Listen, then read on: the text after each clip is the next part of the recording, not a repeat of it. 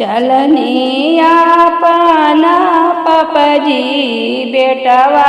बियाहन हे गाँव के चिड़ैया हो सब उड़ल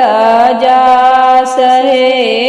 गाँव के चिड़ैया हो सब उड़ल जास हे का तू चिड़ैया सब उड़ल जालू हे हमही त जाइल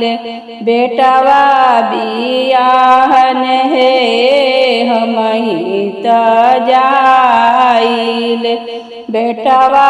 बियाहन हे चलनिया पाना चाचा जी बेटवा बियाहन हे गाँव के चिड़ैया हो सब उड़ल जाली हे गाँव के चिड़ैया हो सब उड़ल जाली हे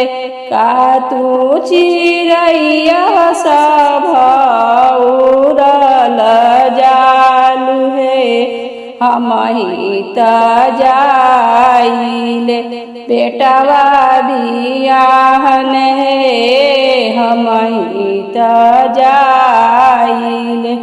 बेटवा बियाहन हे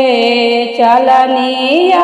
पाना पपजी बेटवा बियाहन हे गाँव के चिड़ैया हो सब उड़ल